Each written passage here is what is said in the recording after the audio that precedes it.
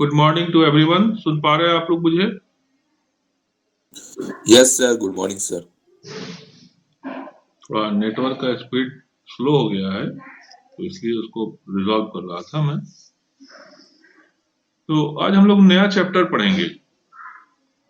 मतलब हम लोगों ने कॉपीराइट का इंट्रोडक्शन पार्ट पढ़ा, कॉपीराइट का क्या स्कोप होता है उसको पढ़ा, उसको मीनिंग समझा, कौन कौन से राइट्स होते हैं वो जाने, और उससे जुड़े हुए जो राइट्स हैं जिसको हम नेबरिंग राइट्स कहते हैं वो भी पढ़ लिया, मोरल राइट्स भी पढ़ लिया।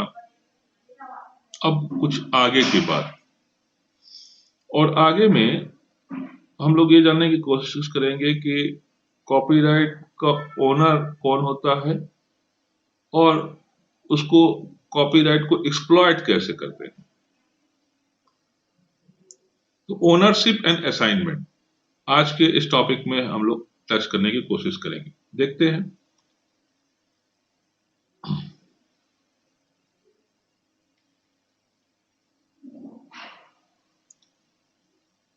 बात सबसे पहले हम ओनरशिप की करते हैं।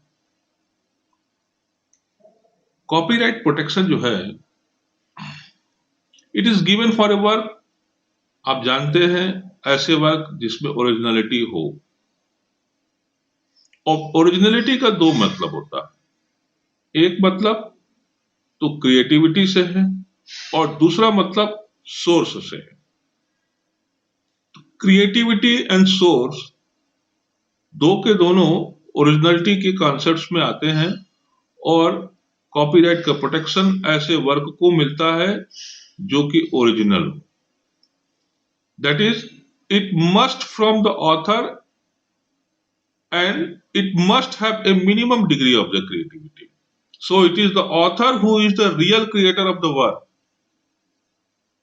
अब जानते हैं, and thereby he is the first owner of the copyright, and the Indian law through its section 17 recognize the author as the first owner of the copyright. अब आप सोच रहे होंगे कि सर ये ओनरशिप की बात तो समझ में आ रही है, ऑथरशिप की बात समझ आ रही है, ये फर्स्ट ओनर की बात कहां से आ गई? अब जब सेक्शन 17 को पढ़ेंगे तो सेक्शन 17 कहता है कि जो कॉपीराइट वर्क होता है उसका जो ओनर होता है, जो ओरिजिनल वर्क क्रिएट करता है, वो फर्स्ट ऑथर होता है, वो फर्स्ट ओनर होता है। But my dear friends, the term ownership means it includes not only the author but also the assignee and even a legal entity, even though it is not defined in your act. That's why it is necessary and incumbent to make a distinguishment between the first owner and your second and third owner. ठीक है? क्योंकि जो ownership होता है वो केवल author he नहीं होता है। अगर वो ऑथर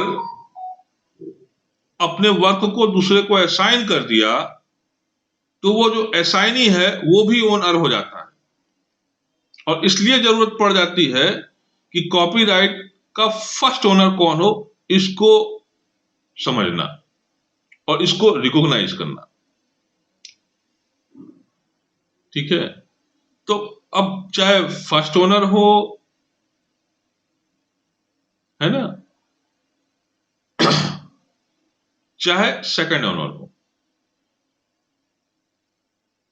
सेकंड ओनर भी अपना राइट्स जो है या फर्स्ट ओनर भी अपना राइट्स जो है जो भी है वो डिफाइंड होता है ऑथर के टर्म पे। It means the concept of the ownership has its relationship with the concept of the author. So we are we are needed therefore to understand who is the author. And author in Indian copyright has been defined in the section 2D, and this definition, the meaning of the author herein given in respect of the various kind of the work. So depending upon the nature of the work, author has different term to be used. For example, not for example, it is specifically mentioned in the section 2D while defining the author. It means in relation to the literary or dramatical work, the author of the work. In relation to the musical work, the composer. In relation to the artistic work other than photograph, the artist. In relation to the photograph, the person taking the photograph. In relation to the cinematograph, film or sound recording, the producer. And in relation to any literary, dramatical, musical and artistic work which is computer generated, the person who caused the work to be created. ठीक है, तो author को nature of work के term में define किया गया है आपका सेक्शन 2D में।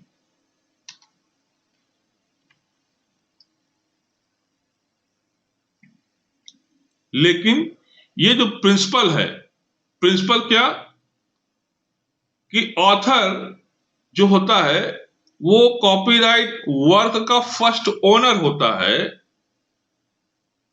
इसके बहुत सारे एक्सेप्शंस हैं और वो एक्सेप्शंस आपके एक्ट में सेक्शन 17 में आपको देखने को मिलेंगे। लिटरेरी हो, ड्रामेटिक वर्क हो, आर्टिस्टिक वर्क हो, है ना, which is made by the author in course of his or her employment by the proprietor of a newspaper, magazine or similar periodical under the contract of the services or apprentice for the purpose of publication in newspaper, magazine or periodical, then the proprietor of the publication shall be the first owner of the work for the purpose of its publication in newspaper, magazine or similar periodical. तो ऐसे work जो literary हो, dramatic हो, artistic work हो जो कि author के द्वारा क्रिएट किया जाता है और वो ऑथर जो है किसी कॉन्ट्रैक्ट ऑफ सर्विस या अप्रेंटिसशिप के अंतर्गत में किसी प्रोपराइटर के अंडर में काम करता है। वो प्रोपराइटर जो न्यूज़पेपर से रिलेटेड हो, मैगजीन से रिलेटेड हो या किसी पीरियोडिकल छापने वाला प्रोपराइटर हो, उससे रिलेटेड हो, ठीक है, तब उस केस में कौन होगा first owner? The proprietor of the publication.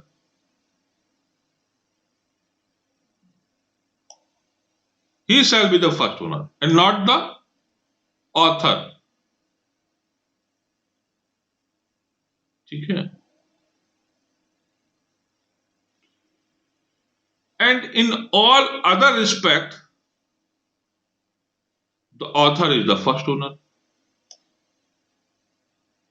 मतलब इनको छोड़ दिया जाए तो बाकी दूसरे संदर्भ में फर्स्ट ओनर कौन होगा? ऑथर होगा।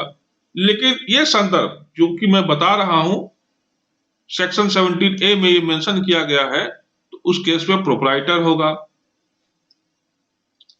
थॉमस वर्सेस मनोरमा का एक केस है, Thomas versus Manorama. It was held that in case of termination of employment, the employee is entitled to ownership of the copyright in the work created subsequently, and the former employer has no copyright over the subsequent work so created. ठीक है, बढ़िया है।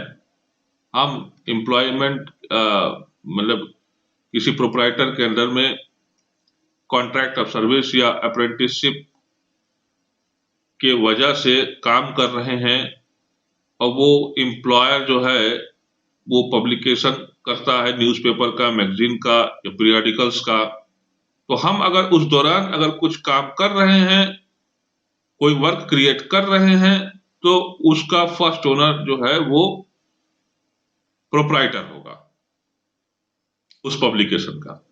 लेकिन जरा सोचिए कि अगर मेरे को टर्मिनेट कर दिया एम्प्लॉयमेंट से और फिर भी उसके बाद में हम कोई वर्क क्रिएट करते हैं, तो क्या तब भी प्रोप्राइटर ही कॉपीराइट रहेगा? ये थॉमस वर्सेस कॉपीराइट का ओनर होगा। तो थॉमस वर्सेस मनोरमा ने मना कर दिया इस केस में कि नहीं, ऐसे मामले में जब एम्प्लॉय जो है टर्मिनेट हो गया हो, तो employ is entitled to the ownership of the copyright in the work created subsequently. उसके बाद के जितने भी वर्क वो क्रिएट करता है, तो वही ऑथर ही जो है वो फर्स्ट ओनर होगा। और भी एक बात है, ठीक है, मैं किसी प्रोप्राइटर के अंदर में काम कर रहा हूं, लेकिन अगर कोई वर्क मैं क्रिएट कर रहा हूं ऐसे समय में जो कि उस ऑफिस टाइम के बाहर का हो, the copyright in a work done by an employ on his own time, वो अपने समय में, and not in the course of employment belongs to him, तब ऐसे मामले में क्या होगा कि कॉपीराइट प्रोप्राइटर का नहीं होगा। हमको जब भी स्पेयर टाइम मिलता है, हम अपने कहीं बाहर में होते हैं, हम कुछ लिखते रहते हैं, तो प्रोप्राइटर ये नहीं कह सकता है कि सर आप तो मेरे एम्प्लॉयमेंट में हो इसलिए आपका कोई कॉपीराइट नहीं हो सकता, फर्स्ट ओनर तो मैं ही हूंगा ना, because this is my work and I have created this work in my own time, it is not in the course of the employment.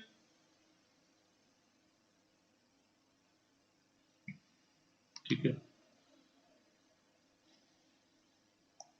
तो ये एक्सेप्शन आपको 17A में देखने को मिलेंगे। 17B में एक दूसरा एक्सेप्शन आपको देखने को मिलेगा कि इन केस ऑफ वर्क जो कि फोटोग्राफ हो, पेंटिंग हो, पोर्ट्रेट हो, इंग्रेविंग हो या सिनेमेटोग्राफ फिल्म हो, that has been created as the instances of a person for valuable consideration, then such person is the first owner of the copyright in the work. होता है ना कि हमने किसी पेंटर को बुलाया, कोई अच्छा पेंटिंग करने वाला हो, या किसी पोर्ट्रेटर को बुलाया जो अच्छा पोर्ट्रेट करता हो, और उससे बोला कि मेरे एक बड़े पिताजी हैं, ये बुजुर्ग हो गए हैं, इनका एक अच्छा सा जो है वो स्केच बना दो, पोर्ट्रेट बना दो इसका, और उसने जो है, और उसके बदले में ये भी तय हो गया कि मैं तुमको इसकी जो कीमत है वो मैं दूंगा। या किसी शादी ब्याह में हमने किसी फोटोग्राफर को बुलाते हैं और उनसे कहता हूं कि ये तुम बढ़िया बढ़िया फोटो जो है निकालो, तो ऐसे मामले में सवाल यहां पर यह आती है कि कौन ओनर होगा? क्या वो फोटोग्राफर, क्या वो पोर्ट्रेट मेकर, क्या वो पेंटिंग करने वाला, क्या वो इंग्रेविंग करने वाला या सिनेमेटोग्राफ फिल्म बनाने वाला? नहीं, वो पर्सन जिसके इंस्टांसेस पर ये पर्सन को इंगेज किया जाता है कि ऐसा काम को वो करे और इसके लिए उसको वैल्यूएबल कंसिडरेशन दिया जाता है। ठीक है, but this does not affect the right of an author in original literary, dramatic, musical or artistic work that is incorporated in the cinematograph film.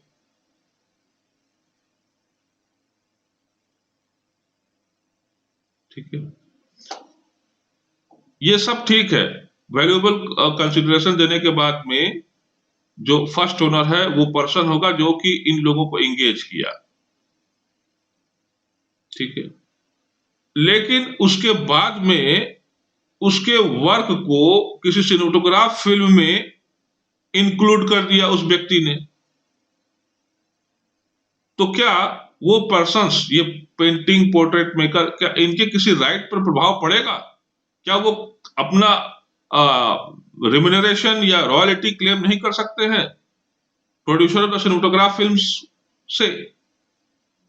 तो वही कहा जा रहा है कि this does not affect the right of an author in an original literary dramatic musical or artistic work that is incorporated in cinematograph film. एक case है Indian heritage society and another versus Mehar Malhotra and another. Delhi High Court ने permanent injunction grant किया in favour of the plaintiff who was not the photographer but was held to be the first owner of the copyright in the photograph.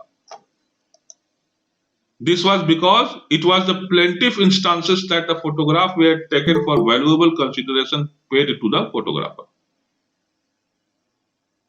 ठीक है, तो ये 17B से related case जो है Indian heritage society and another versus Mehar Malhotra,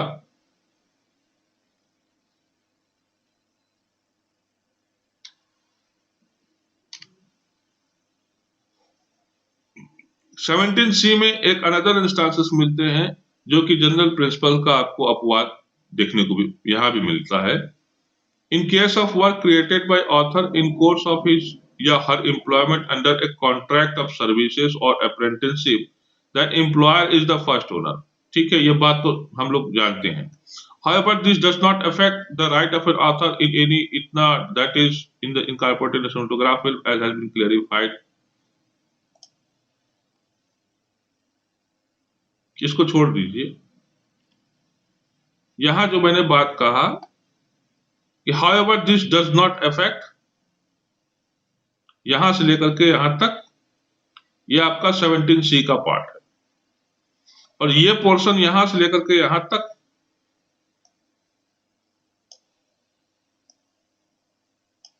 this is related to 17B।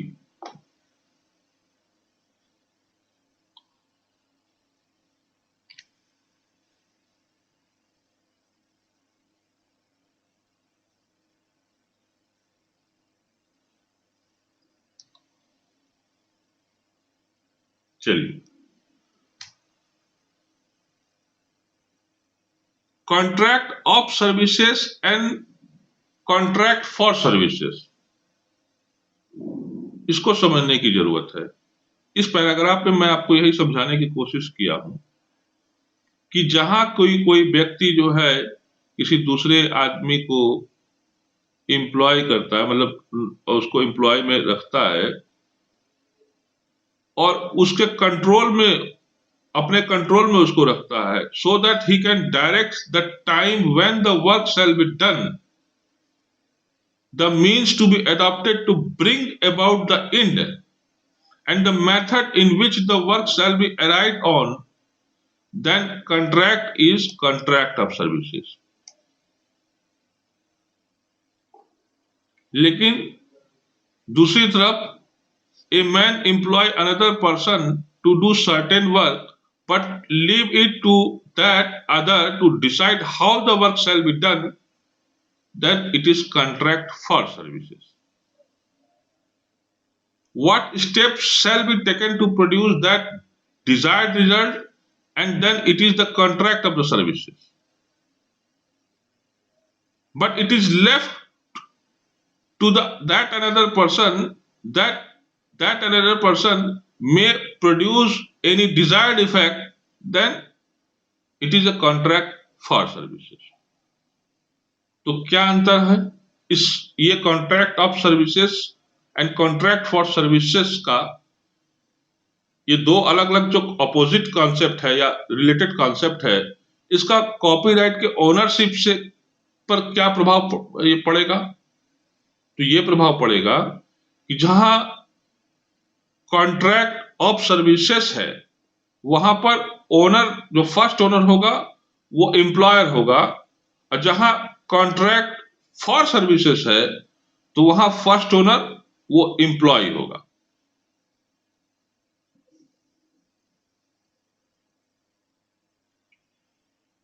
बेलॉफ versus प्रेस्डेन का मामला था। इसमें कहा गया कि the two trust is whether on the one hand the employee is employed is part of the business and his work is integral part of the business, or whether his work is not integrated into the business but is only accessory to it or work done by him in the business on his own. ठीक है, ये जांचने के लिए कि ये जो contract है कि उसका नेचर क्या है, whether it is a contract of services या whether it is a contract for services. तो असल टेस्ट क्या है कि वेदर जो एम्प्लॉयर है, एम्प्लॉय जो है वो एम्प्लॉय किया गया है, उसको एम्प्लॉयड किया गया है, तो it is as a part of the business and his work, and whether his work is an integral part of the business,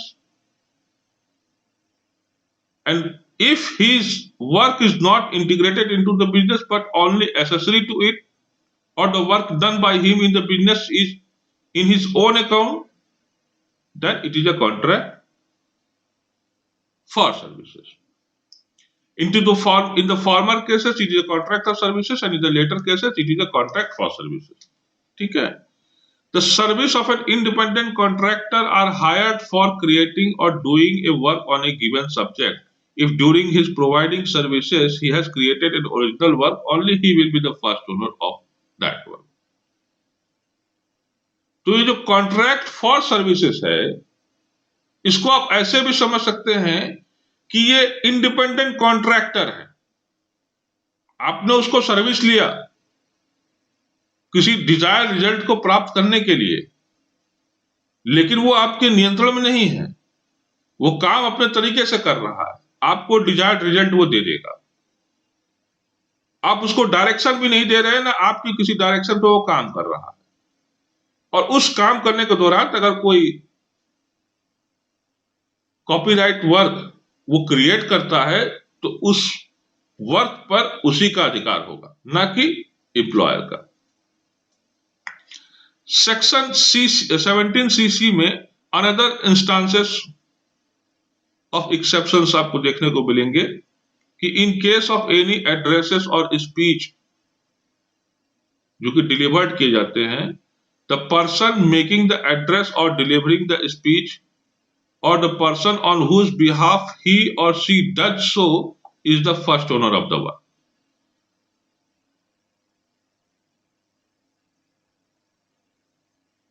ठीक है, सेक्शन 17D में अदर इंस्टांसेस ऑफ एक्सेप्शन मिलेगा। इन case of government work, the government is the first owner of the work, न कि author.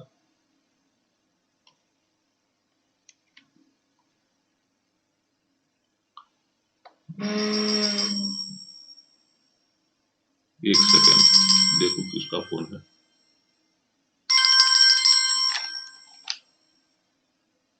Hello, हाँ कौन बोल रहा है? कौन सेमेस्टर से? अभी मैं क्लास ले रहा हूँ, तुमको मालूम है 11 बजे से 12 बजे के बीच में क्लास लेता हूँ, इसमें नहीं मत फोन किया करो, नायडू से बात करो।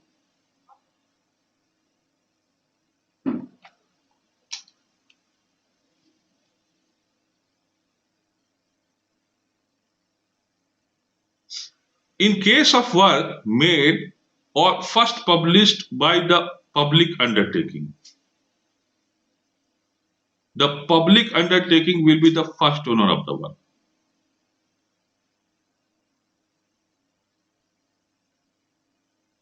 ठीक है, और पब्लिक अंडरटेकिंग का मतलब क्या है ये आपको एक्सप्लेनेशन क्लास में समझाने का प्रयास किया गया है।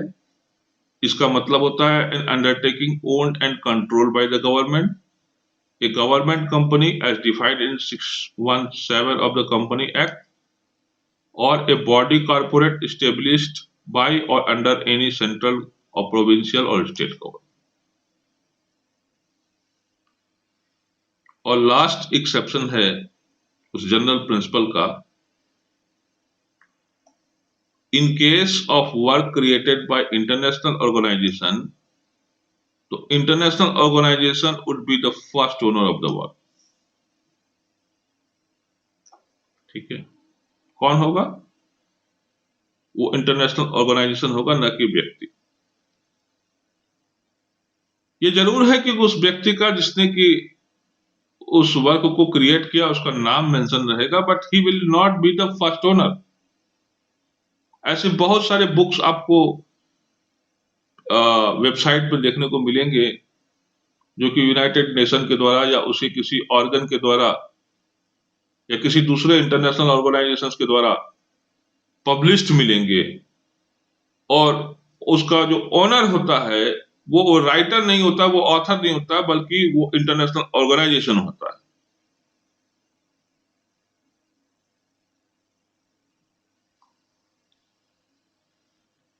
तो इस पार्ट में अगर किसी को कोई डाउट हो तो हमसे क्वेश्चन पूछ सकते हैं, नहीं तो मैं आगे बढ़ूंगा। किसी को पूछना है?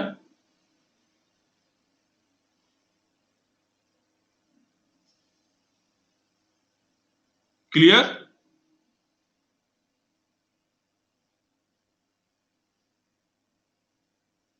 वेदर आई एम ऑडिबल और नॉट? यस सर, क्लियर है। Yes sir. ठीक है।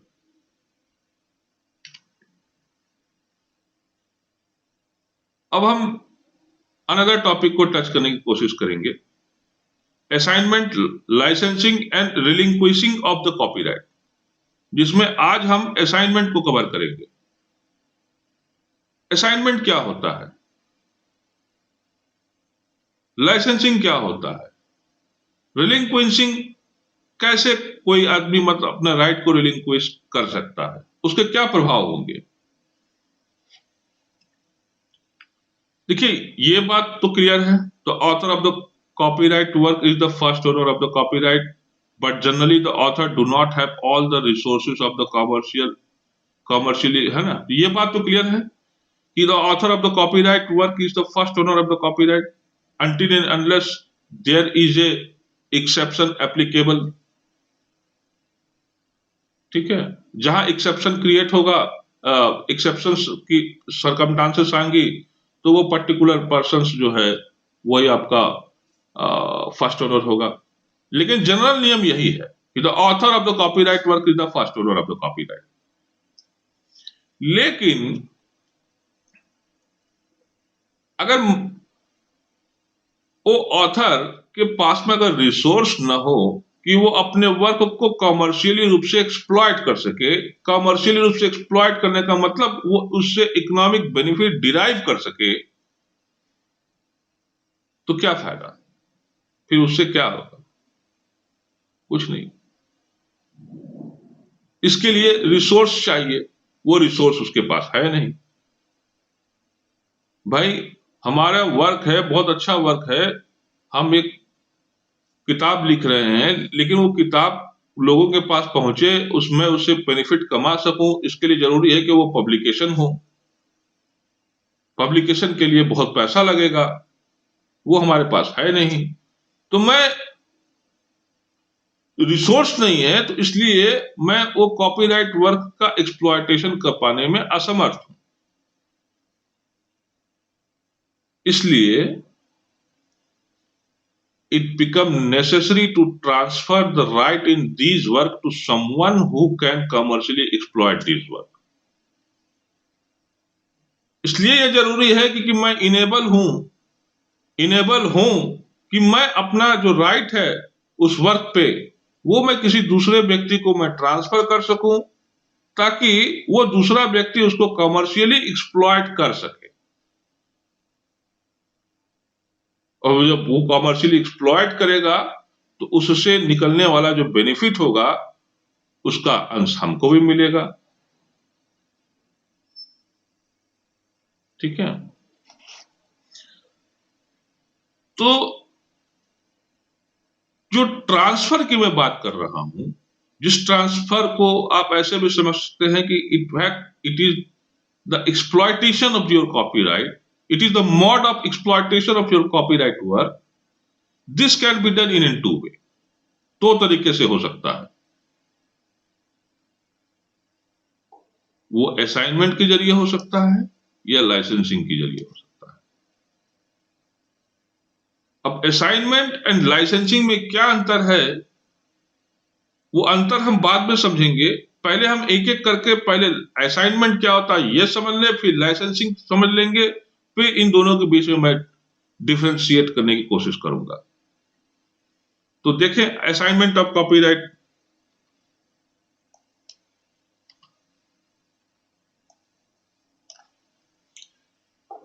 Assignment of copyright refers to exclusive transfer of certain or all right of the copyright owner. समझिएगा, it is an exclusive transfer, या तो कुछ निश्चित right का या सभी राइट्स का, वो राइट्स जो कि किसी कॉपीराइट ओनर के पास में होते हैं। इसका मतलब यह हुआ कि it could be with respect to all or any of the right of the copyright owner. It could be temporary or इट कुड बी परमानेंट। ये ट्रांसफर किसी निश्चित राइट्स का या सभी राइट्स का, कुछ समय के लिए या परमानेंटली पूरे समय के लिए, ये एक्सक्लूसिव ट्रांसफर होता है। एक्सक्लूसिव ट्रांसफर मींस ये राइट्स हमने उसी व्यक्ति को दिया और किसी दूसरे व्यक्ति को नहीं दिया।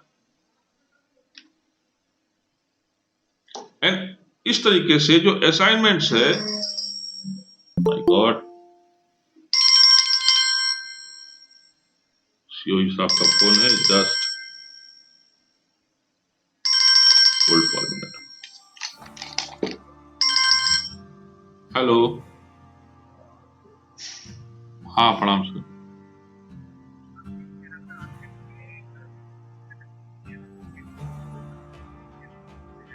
हाँ, मैं अभी आता हूँ सर, मैं आपसे मिलता हूँ आपको फिजिकली, मैं आ रहा हूँ। हाँ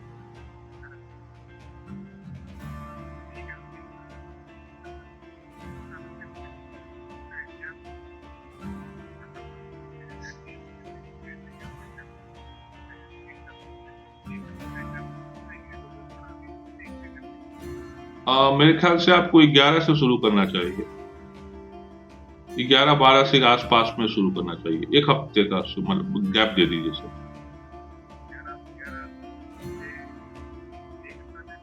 हाँ सर, एक हफ्ता नहीं, एक हफ्ता तो नहीं, वो चलता रहेगा सर, जैसे इतना समय है, क्योंकि अलग अलग कई सारे पेपर हैं। ठीक है,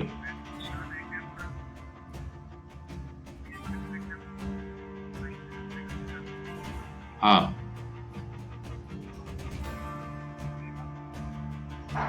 हाँ, नोटिस तो आप निकाल दीजिए सर। मैं अभी आता हूँ सर, आपसे मैं डिटेल बात कर लेता हूँ, उसमें कई चीजें हैं, उसको समझनी जरूरी है।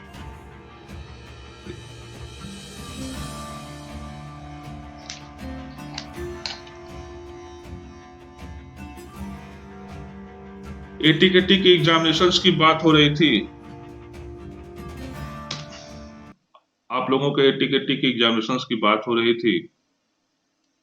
सीओई साहब ने पूछ रहे हैं कि कौन से नोटिस निकाला जाए, तो अभी मैं आप लोगों से क्लास लेने के बाद में मैं जाऊंगा और उसे समझूंगा और नोटिस निकलवाता हूं मैं, है ना।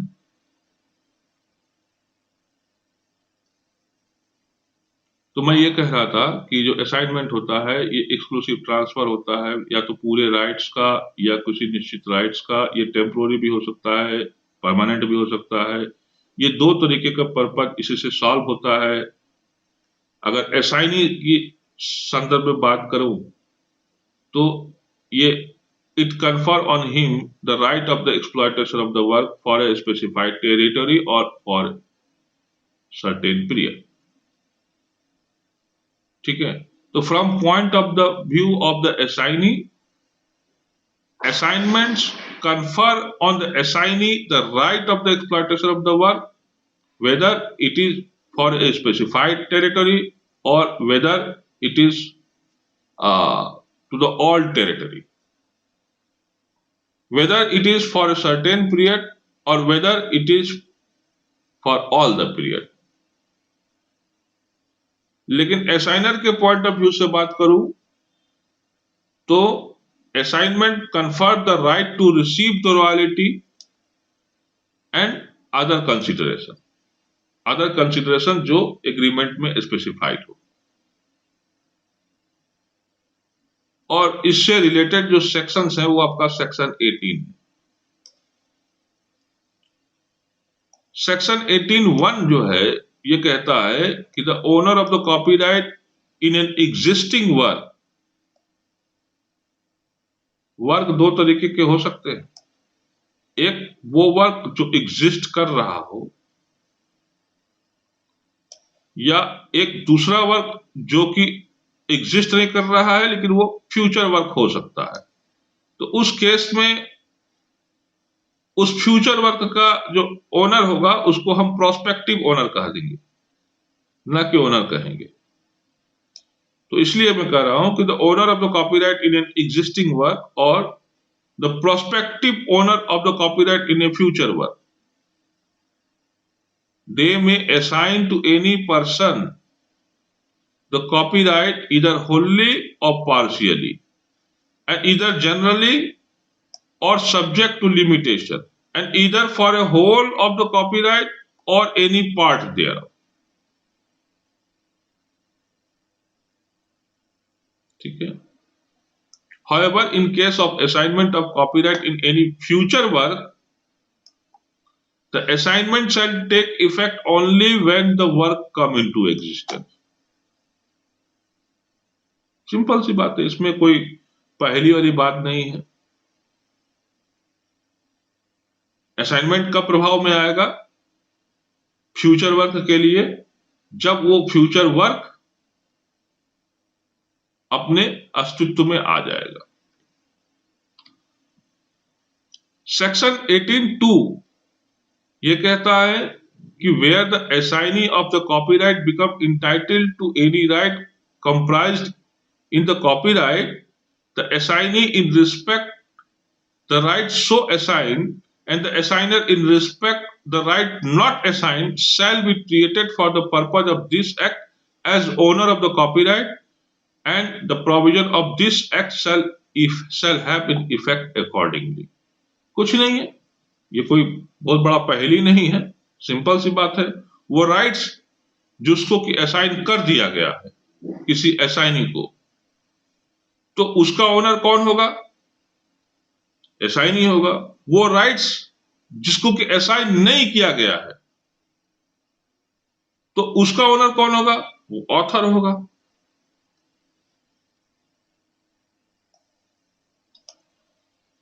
और आप जानते हैं कि कॉपीराइट में एक राइट नहीं इन्वॉल्व होते हैं, इसमें कई प्रकार के राइट्स होते हैं। हम कुछ राइट्स को असाइन किए हैं, कुछ राइट्स को हम असाइन नहीं किए। तो जिस राइट्स को असाइन किए हैं उसका ओनर वो असाइन ही होगा, जो नहीं किए हैं उसका ओनर जो है ऑथर ही होगा। 18(3) जो है it clarify the expression assignee, वो असाइनी को क्लेरिफाई करता है कि इसका क्या मतलब है। इसका मतलब है कि in respect of the assignment of the copyright in any future work, it includes the legal representative of the assignee. And if the assignee die before the work, then it come into existence. कुछ नहीं है, इसका मतलब होता है कि जब हम बात असाइनी की कर रहे हैं, ठीक है, तो असाइनी एग्जिस्टिंग वर्क का भी हो सकता है, या असाइनी जो है वो किसी फ्यूचर वर्क का भी हो सकता है। तो जब फ्यूचर अब असाइनी अगर बीच में अगर मर गया तो लीगल रिप्रेजेंटेटिव ही असाइनी होगा। लेकिन यहां भी वही बात लागू होगी कि जब तक कि वो वर्क, फ्यूचर वर्क एग्जिस्टेंस में नहीं आता, तब तक असाइनमेंट जो है वो इफेक्ट में नहीं होगा। इसका मतलब ये हुआ कि इसका इस एक्सप्रेशन का इस्तेमाल देखिए किस सरकमस्टांसेस में हो सकता है।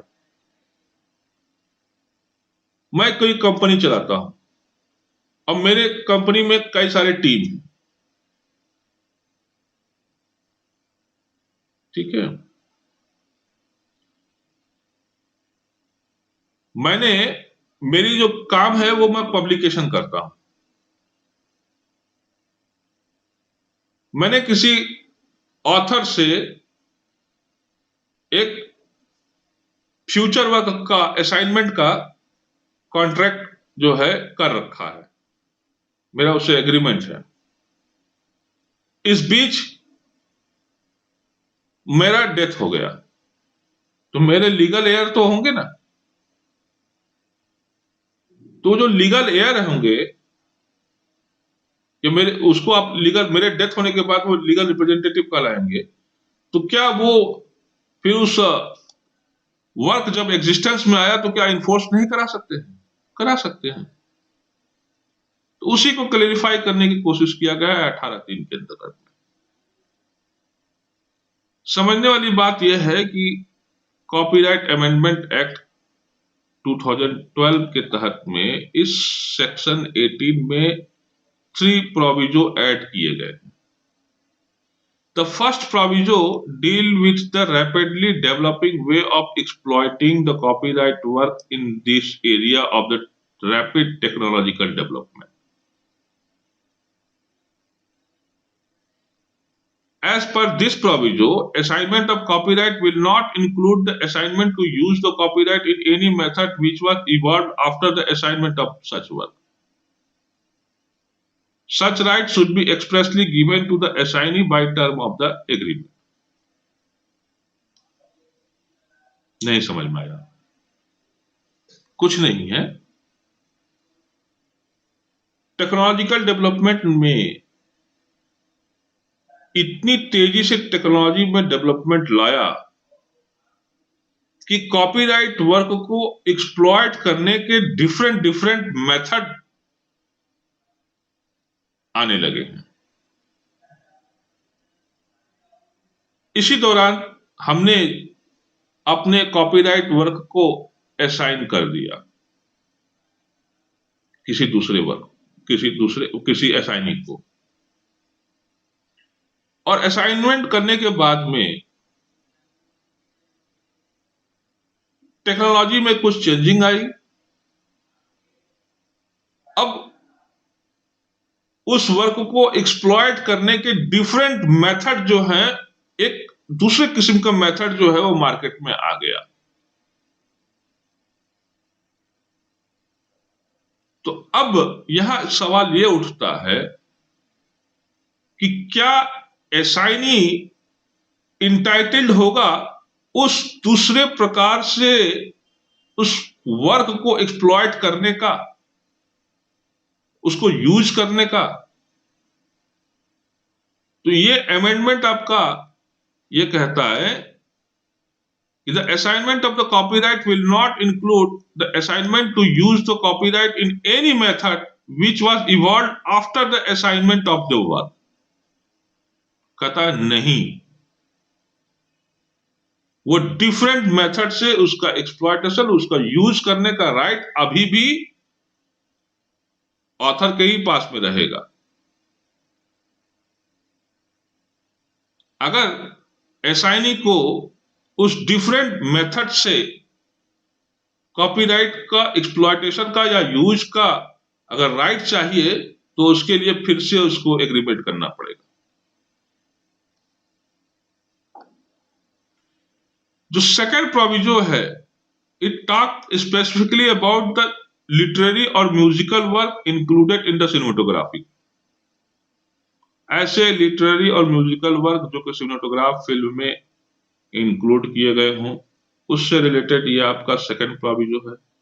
थर्ड प्रोविजो जो है, It specifically deal with the literary and musical work in sound recording, but not included in the cinematograph film. यही लिटरेरी एंड म्यूजिकल वर्क अगर साउंड रिकॉर्डिंग, ऐसे साउंड रिकॉर्डिंग जो कि सिनेमेटोग्राफ फिल्म का part नहीं है, उससे रिलेटेड थर्ड प्रोविजो है। और ये जो प्रोविजोज हैं, they are mainly for the benefit of the author of underlying work used in the cinematograph film and the sound recording.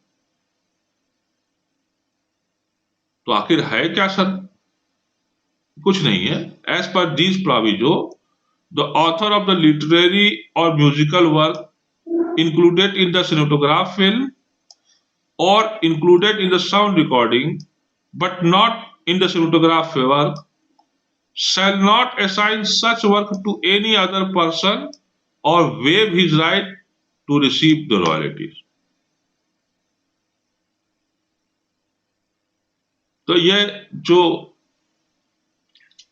Benefit वाली बात क्या है,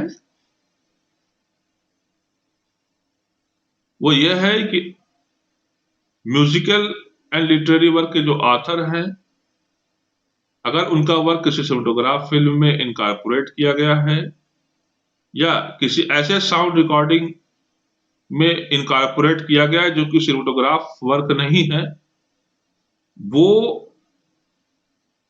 अपना जो वर्क है वो असाइन नहीं कर सकेंगे किसी दूसरे व्यक्ति को, या उसका त्याग नहीं कर सकते।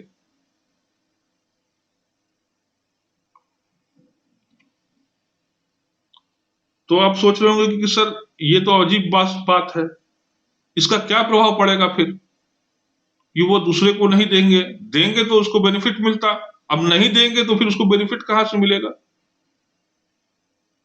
और फिर हम वेव क्यों नहीं कर सकते हैं?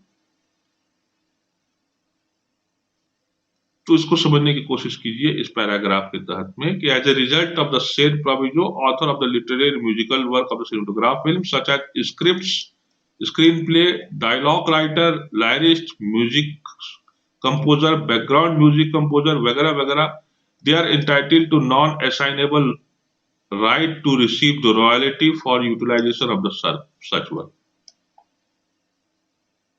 And these proviso further lay down that any agreement to the contrary shall be void। होता है, दबाव में आ जाते हैं, दबाव में आकर के जो भी ऑथर होते हैं म्यूजिकल एंड लिटरेरी वर्क के, वो अपना राइट को वेव करने लगते हैं, या उनसे लिखवा लिया जाता है कि थोड़े से पैसे के लालच में कि तुम अपना राइट जो है हमको दे दो, पर भूल जाते हैं वो कि आप ही अकेले उसके बेनिफिट स्टेक होल्डर नहीं हो सकते हैं। म्यूजिशियन पर्टिकुलरली जब कोई म्यूजिक कंपोज करता है तो उसमें दूसरे स्टेक होल्डर भी होते हैं, और आप अपना राइट को अगर वेव कर दिए और असाइन कर दिए तो आपके साथ जुड़े हुए जो दूसरे लोग हैं उनका तो राइट गया, उनका फिर वो बेनिफिट कैसे ड्रॉन कर सकते हैं? इसीलिए ये प्रोविजो बनाया गया है कि they are entitled to non-assignable right to receive the royalty,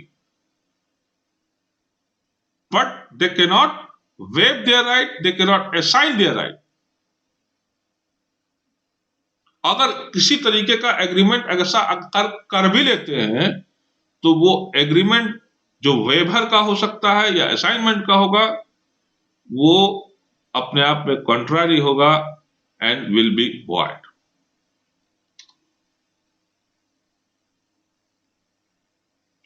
mode of assignment section 19 में दिया गया है। Section 19 of the copyright act discuss the mode of assignment of the copyright. It state that the assignment of copyright is valid when it is writing. ये जो copyright का assignment है ये valid तभी होगा जब ये लिखित रूप में होगा और असाइनर के द्वारा साइन किया होना चाहिए, या असाइनर नहीं है तो उसका जो ड्यूली ऑथराइज्ड एजेंट है उसके द्वारा साइन होना चाहिए। माने ये ओरल नहीं होना चाहिए, it must be in writing, it must be sign by assignor or he is the duly authorised agent, Further, it required that the assignment of copyright in any work shall identify such work and should also specify the right assigned. वो work कौन सा है जिसको कि assign किया गया है, वो वर्क का आइडेंटिफिकेशन प्रॉपर्ली होना चाहिए। वो राइट कौन से हैं जिसको कि असाइन किया गया है, वो राइट भी पर्टिकुलरली स्पेसिफाइड होना चाहिए। The duration and the territorial extent to which the right of the assignee exists, वो समय, कितने समय के लिए वो राइट असाइन किया गया है, कहां पर यूज करने के लिए, मतलब किस स्थान पर यूज करने के लिए उसको असाइन किया गया है, ये भी स्पेसिफाइड होना चाहिए असाइनमेंट में। This section also provides that the assignment shall also specify the amount of the royalty. वो रॉयल्टी का अमाउंट क्या है ये भी स्पेसिफाइड होना चाहिए, या अगर दूसरा कोई कंसीडरेशन भी है तो वो भी असाइन होना चाहिए, और वो कंसीडरेशन ऑथर को या उसके लीगल एयर को मिलना है ये भी स्पेसिफाइड होना चाहिए। The term royalty and any other consideration जो है, it was added by the Copyright Amendment Act 2012 in place of royalty payable if any. पहले क्या था, 2012 के पहले खाली ये बात हो जाता था कि रॉयल्टी के अगेंस्ट में ये असाइनमेंट किया गया, कितना असाइनमेंट, कितना रॉयल्टी देना है ये नहीं था। लेकिन अब 2012 के अमेंडमेंट के बाद में ये जरूरी हो गया है कि कितना अमाउंट पर आप एग्री हुए हैं, मतलब कितना रॉयल्टी आपको मिलना है, ये स्पेसिफिकली मेंशन होना चाहिए असाइनमेंट में। The assignment is also subject to revision, extension and termination of the term mutually agreed upon by the party. तो ये जो असाइनमेंट है ये इसका रिवीजन भी हो सकता है, एक्सटेंशन भी हो सकता है, टर्मिनेशन भी हो सकता है, जैसा कि पार्टी एग्री करते हैं। सेक्शन 19 जो है ये स्पष्ट करता है कि assignee has to exercise his right provided under any of the subsection within the period of the 1 year. जब कॉपीराइट वर्क को मैंने असाइन कर दिया तो असाइनी जो है अपने राइट को 1 साल के भीतर भीतर उसको एक्सप्लॉइट कर ले, वो अपने राइट को एक्सरसाइज कर ले। अगर असाइनी जो है अगर अपने राइट को एक्सरसाइज नहीं करता तो उसका राइट्स जो है it will lapsed,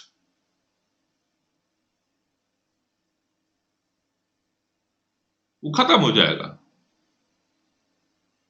unless otherwise mention in the assignment. अगर अन्यथा असाइनमेंट में मेंशन नहीं है तो वो ऑटोमेटिकली खत्म हो जाएगा।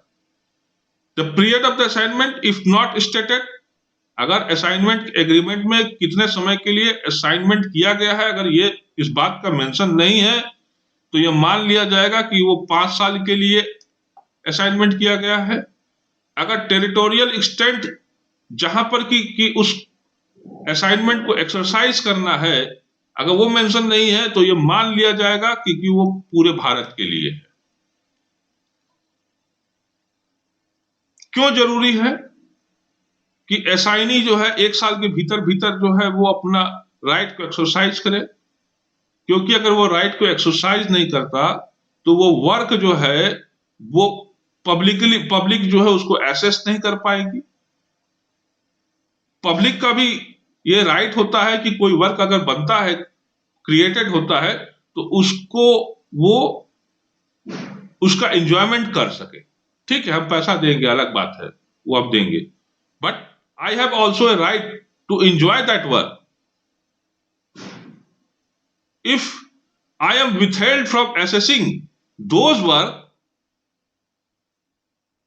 तब ऐसे मामले में द राइट विल, है ना, ये जो राइट है वो ओनर का हो या असाइनी का हो, वो ऑटोमेटिकली लैप्स कर जाएगा। आप किसी वर्क को रोक नहीं सकते अगर ऑथर ने उसको पब्लिश कर दिया है तो। The above said provisos are mostly for the benefit of the assignee to protect him from any malpractice used by the author of the copyright work to earn more profit. ये जो above provisions हैं ये केवल असाइनर के लिए ही beneficial नहीं है, assignee के लिए भी बेनिफिशियल होते हैं, क्योंकि असाइनी भी आजकल असाइनर भी बहुत चालाक हो गया है। ठीक है, इसलिए कहा जा रहा है कि the above provisions are mostly for the benefit of the assignee to protect him from any malpractices used by the author of the copyright work to earn more profit. Section 19(8) it was added by amendment 2012, and this subsection states that the assignment of copyright in any work contrary to the term and condition of the right already assigned to copyright society in which the author of the work is a member shall be void. कुछ नहीं है, ये छोटी सी बात है। इसमें ये कहा जा रहा है कि अगर ऑथर ने अपने वर्क को किसी कॉपीराइट सोसाइटी को असाइन कर दिया है और उस कॉपीराइट सोसाइटी का वो ऑथर अगर मेंबर है तो वो उसके ना, और उसके बाद में उस ऑथर ने किसी दूसरे व्यक्ति को असाइनमेंट कर दिया है तो वो जो दूसरा व्यक्ति वाला जो असाइनमेंट है वो रद्द हो जाएगा। सेक्शन 19(a) भी है, it deal with the dispute resolution in case of assignment of the copyright. अगर असाइनमेंट कॉपीराइट के असाइनमेंट को लेकर किसी तरीके का डिस्प्यूट अराइज होता है between the assignor and the assignee, तो सेक्शन 19(a) गाइडलाइंस प्रोवाइड करता है। If there is any dispute with respect to assignment of any copyright, then copyright board on receipt of the aggrieved party may pass an order as it deem fit after holding suitable inquiry. तो एक copyright board है, copyright act में इसको constitute किया गया है और copyright board जो है इस मैटर को देखेगा, वो प्रॉपर्ली इंक्वायरी करेगा और इंक्वायरी करने के बाद में कोई ऑर्डर जो उसको समझ में आता है कि उचित है वो पास कर सकेगा। एंड सच ऑर्डर में include the order to recover the royalty also. वो ऑर्डर जो है रॉयल्टी को रिकवर करने से संबंधित भी हो सकता है। This provision is appended with the certain proviso. हाँ, इसमें प्रोविजंस भी हैं, मैंने प्रोविजो भी ऐड किए गए हैं। द फर्स्ट प्रोविजो वो हमारे लिए रिलेवेंट है समझने के लिए। ये कहता है कि the copyright board to first satisfy that the term of the agreement are not harsh on the assigner before passing any order to revoke or order to revoke the assignment. ठीक है, कि कॉपीराइट बोर्ड को ये चाहिए कि assignment का जो term है उसको अच्छे तरीके से वो समझे, वो ये ऑब्जर्व करे कि असाइनमेंट का टर्म जो है वो इतना हार्श नहीं है किसी भी पार्टी के लिए, चाहे वो असाइनर हो चाहे वो असाइनी हो, कि वो एक्सरसाइज नहीं किया जा सकता।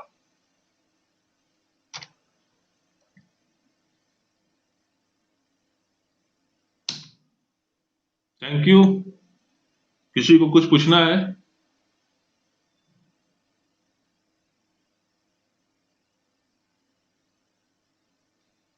सबको बात समझ में आ रही है? Yes sir. Yes sir. ठीक है, तो ठीक है, आप लीव कर सकते हैं।